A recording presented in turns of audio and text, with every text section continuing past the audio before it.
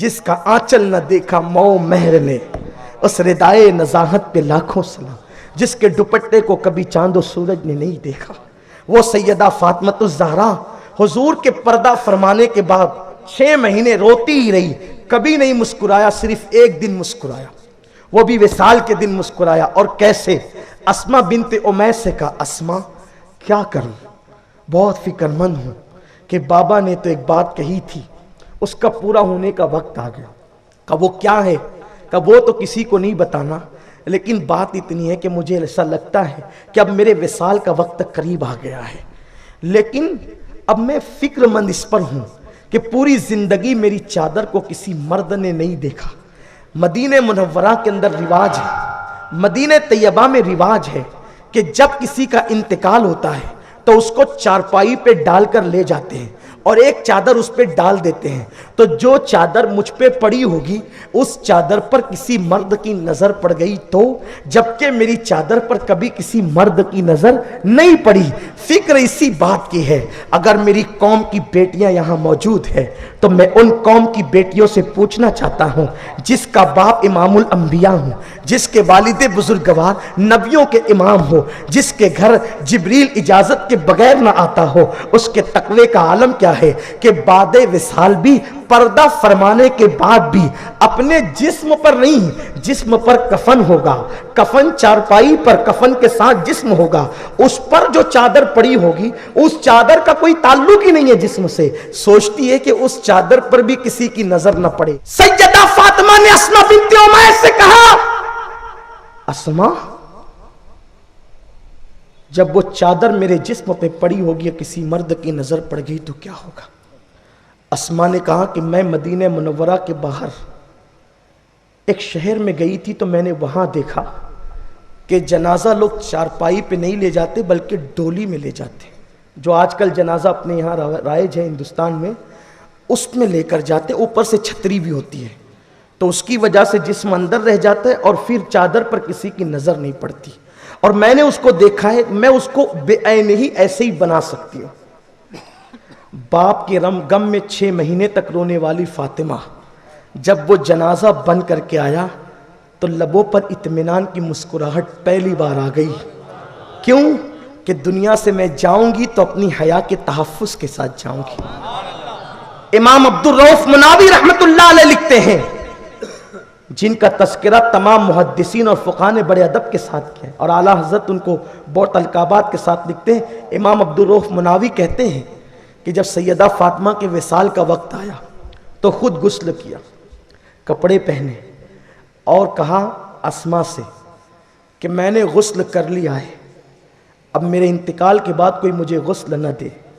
اس میں محققین کے الگ الگ اقوال ہیں، اور میری عادت ہے کہ میں محققین کی تحقیق میں قوم کو الجھانا نہیں چاہتا، بس جو فضیلت کی بات ہے وہ عرض کر رہا ہوں، ورنہ اس پہ بہت اقوال موجود ہیں۔ امام عبدالرؤف مناوی لکھتے ہیں کہ سیدہ نے کہا میری موت میرا غسل نہیں توڑے گی، اس لیے مجھے موت کے بعد کوئی غسل نہ دے، اور میرے کپڑوں میں مجھے کفن دیا جائے، اور اس طرح مجھے اٹھایا جائے کہ میرے جنازے کی چادر پر بھی اجنبی مردوں کی نظر نہ پڑنے پائے۔ آپ مجھے بتائیں، یہ سیدہ فاطمۃ الزہرا کی زندگی ہے، اور بلکہ صاحب روح البیان نے تو یہاں تک لکھا کہ اللہ نے جناب اسرائیل سے کہا، او اسرائیل، فاطمہ کی روح تو نے نہیں قبض کرنا، کیونکہ فاطمہ تجھے بھی اپنے حجرے میں گوارا نہیں کرے گی، میں فاطمہ کی روح خود اپنے دست قدرت سے قبض کروں گا۔ یہ سیدہ فاطمۃ الزہرا کی شان ہے، یہ مقام فاطمۃ الزہرا ہے۔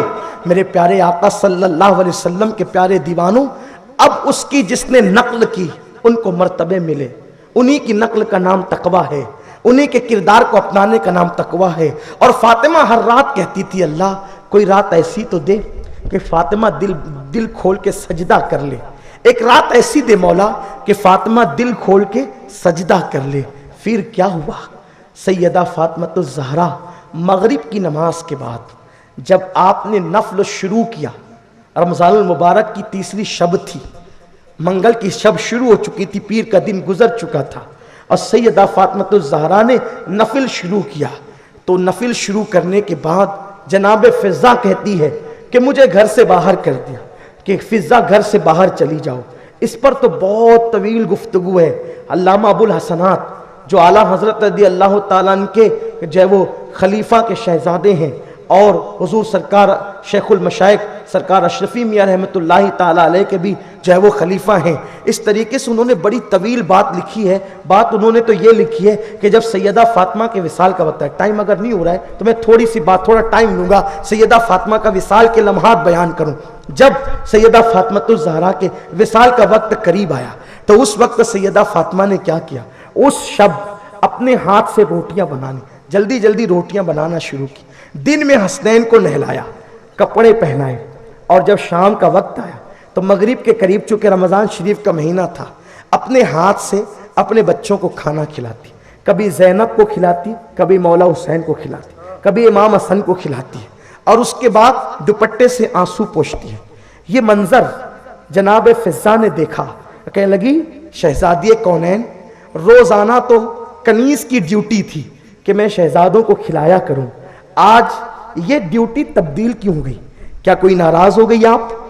آپ مجھ سے ناراض ہو گئی جو یہ ڈیوٹی چھین لی، خدمت چھین لی؟ کہا چھیننا میرا کام نہیں، دراصل بات یہ ہے کہ اب یہ بچے اپنی ماں کے ہاتھ سے پھر کبھی کھانا نہ کھائیں گے. اب وہ وقت آ گیا ہے. فضا حسین کو اس لیے کھلاتی ہوں کہ جب کربلا میں 3 دن بھوکا رہے گا تو بھوک کی وجہ سے وہ ضمیر کا سودا نہ کر لے، ماں کے ہاتھوں کے لقمے اس کو یاد آ جائے. زینب کو اس لیے کھلاتی ہوں جب دمشق کے قید خانے میں زینب روٹی کے ٹکڑے ٹکڑے کو ترس رہی ہوگی تو تب ماں کے ہاتھوں کا کھلایا ہوا ٹکڑا، ماں کے ہاتھوں کا کھلایا ہوا لقمہ زینب کو حوصلہ بخشے گا. حسن کو اس لیے کھلاتی ہوں کہ جب میرے حسن کو زہر دے کر کلیجے کے ٹکڑے کیے جائیں گے تو اس وقت میرا حسن ماں کے ہاتھوں کے کھائے ہوئے لقمے کو اپنے دل کے لیے تسلی محسوس کر سکے. اللہ اکبر. جب بیٹوں کو کھلا چکی تو سر پر ہاتھ پھیرتی ہے. مورخین نے لکھا ہے ننھا شہزادہ حسین کہتا ہے امی ہمارے گھرانے میں تو اس طریقے سے یتیموں کے سر پہ ہاتھ پھیرا جاتا ہے کیا جس کا باپ ہو، جس کی ماں ہو، اور وہ بھی فاطمہ جیسی ماں ہو، جس کا علی جیسا باپ ہو، اس کے سر پر یتیموں کی طرح ہاتھ. سیدہ رونے لگی اور کہتی ہاں بیٹا صحیح کچھ ہے، اور پھر کہتی ہے تینوں کو جاؤ نانا کے آستانے پہ سلام کر کے آؤ. یہ تینوں گئے اور جانے کے بعد فوراً واپس آئے. جب واپس آئے تو مولائے کائنات سے بات ہو رہی تھی. اب بات کیا ہو رہی تھی توجہ کریں، جس کی شان میں عرض کر چکا. الفاطمہ تو بدا تو منی، وہ علی مرتضیٰ کے قدموں کو پکڑے ہوئے ہیں اور کہتی علی تم راضی ہو کہ ناراض؟ آپ توجہ تو کریں، جو نبی کے دل کا چین ہے، راحت جان مصطفیٰ ہے، اپنے شوہر کے قدموں کو پکڑ کے کہتی راضی ہو کہ ناراض؟ میرے مولا نے کہا ہم تم سے زندگی میں ناراض کب ہوئے تھے جو آج ناراض ہوں گے؟ تو اس وقت کہتی ہے میرے بابا نے مجھ سے کہا تھا فاطمہ اگر تیرا شوہر تجھ سے ناراض اور تیری موت ہو جائے تو قیامت کے دن تم اس سے ملاقات نہیں کر. اس لیے علی پوچھتی ہوں آپ راضی ہے کہ ناراض؟ اور قیامت تک کی ہر عورت کو ایک ذہن دے دیا، اگر تیرے پاس پوری رات بھر کی عبادتیں ہوں، تیرے پاس تلاوت قرآن ہو، تیرے پاس سجدوں کی کثرت ہو، اور شوہر ناراض ہے تو سوچ تیرا انجام کیا ہوگا. آج کی عورتیں الا ماشاء اللہ، شوہر گھر سے باہر نکلا تو بغیر پوچھے وہ بھی نکل جاتی ہے. آج یہ گھروں کا ماحول ہے. پھر کیا ہوتا ہے اس پر میں کوئی تبصرہ نہیں کرنا چاہتا، لیکن وہ جس کے گھر میں جبریل اجازت کے بغیر نہ آئے، جن کے لیے آیت تطہیر نازل ہو، وہ سجدہ کائنات شوہر کو راضی ہے کہ ناراض پوچھ رہی ہے. ادھر بچے گھر میں داخل ہوئے، سیدہ نے کہا بچوں میں نے کہا تھا نا کہ نانا سے جا کر کے سلام عرض کرو اور تم پھر واپس آ گئے. تو شہزادے کہتے امی آپ کی سنیں کہ نانا کی سنیں؟ آپ کہتی نانا کے پاس جاؤ، اور نانا کہتے تمہاری امی کے پاس جاؤ. کہا نانا نے کیا کہا؟ کہا ہم نے دیکھا کہ نانا کے چہرے مشابہ ایک صورت دیکھی کہ وہ رو رہے ہیں اور نانا جان ان کو تسلی دے رہے ہیں. تو کہا وہ رو کے کیا کہہ رہے تھے؟ کہا وہ رو کے یہ کہہ رہے تھے کہ یا رسول اللہ آپ کے نواسے یتیم ہو جائیں گے، آپ کی فاطمہ کی جو آپ کی شہزادی ہے نواسوں سے ماں کا سایہ سر سے اٹھ جائے گا. تو کہا وہ کون تھے؟ کہا کہ بیٹا وہ سیدنا ابراہیم علیہ السلام تھے، تمہارے نانا کے دادا تھے۔ تو کہا ماں وہ کیا کہہ رہے تھے؟ آنکھ میں آنسو آ گئے، کچھ نہیں کہا۔ اور اس کے بعد جناب فضہ کہتی ہے کہ مجھے گھر سے نکال دیا، کہا کہ جاؤ اب وہ وقت آیا ہے کہ میں اپنے اللہ کو سجدہ کروں۔ ہر رات ایک تمنا تھی، اتنی طویل بنا رات کہ ایک رات دل کھول کے سجدہ کر لے۔ اب منگل کی شب مغرب کی نماز میں جب نفل سجدہ کیا ہے، نماز کا، نفل نماز کا، تو فضہ کہتی ہے فاطمہ کی پشت سے لے کے چھت تک اور چھت سے لے کر آسمان تک میں نے نور کی قندیلیں دیکھی۔ یہ منظر دیکھ کر کے میں گھر میں آنے کی ہمت نہ تھی کیونکہ سیدہ نے گھر سے باہر کیا تھا، لیکن پھر بھی میں نے یہ منظر دیکھ کر گھبرائی کیونکہ میرا دل کچھ کہہ رہا تھا کہ یہ منظر آج سے پہلے میں نے کبھی نہیں دیکھا۔ لیکن جب میں گھر کے اندر داخل ہوئی تو اس وقت سیدہ اپنی جان آفری کے حوالے کر چکی تھی اور سجدے ہی میں سر تھا۔ لوگ کہتے ہیں کہ میدان کربلا میں حسین سب کچھ لٹا چکے، اتنے زخم کھا چکے، تیر تلوار سے لہو لہان ہے، پھر حسین کو سجدہ کیسے یاد آیا؟ اس لیے کہ ماں کو دیکھا تھا، ماں نے سجدے میں جان دی، بابا نے حالت نماز میں جام شہادت نوش کیا، تو پھر حسین نے سوچا جب ماں سجدے میں گئی، باپ نے جام شہادت حالت نماز میں نوش کیا، تو پھر ہم کیوں پیچھے رہیں؟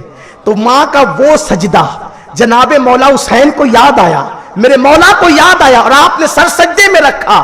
لوگ یہ کہتے ہیں کہ ماں سے سیکھا ہوا سبق بچہ کبھی نہیں بھولتا، تو کربلا میں یہ سجدے میں جان دینا حضور حسین نے کسی درسگاہ سے نہیں سیکھا تھا، یہ اپنی امی سے سیکھا تھا، یہ اپنی ماں سے سیکھا تھا، اور میرے مولا نے سجدے کی حالت میں جان آفری کے حوالے کی ہے۔ اس طرح فاطمہ کو ایک رات سجدے کے لیے ایسی ملی کہ فاطمہ کہتی تھی مولا دل کھول کے میں سجدہ تو کر سکوں۔ فاطمہ نے سر سجدے میں ایسا رکھا کہ یوں لگتا ہے آج تک سیدہ نے سر کو سجدے سے نہیں اٹھایا۔ میرے آقا علیہ السلام کے پیارے دیوانوں، اسی تقوی کو رابعہ بصری نے اختیار کیا تو رابعہ کا وہ مقام ہو گیا کہ رابعہ حج کو گئی تو کعبہ استقبال کے لیے آیا، اور کعبہ کو دیکھ کر کہتی ہے اے کعبہ تو کیوں آیا؟ میں تجھے دیکھنے تھوڑی آئی، میں تو تیرے رب کا دیدار کرنے کے لیے آئی ہوں۔ آپ غور فرمائیں، اللہ اکبر، سیدہ کے تقوی کو کوئی اختیار کر لے تو یہ مقام مل جاتا ہے۔ بس جاتے جاتے اپنی گفتگو کو اینڈ کرتا ہوں اور عرض کرتا ہوں کہ جن لوگوں نے سیدہ فاطمہ الزہرا کا تقوی اختیار کیا، ان کے تقوی کی برکتوں نے کئی مردوں کی زندگیوں میں انقلاب برپا کر دیا۔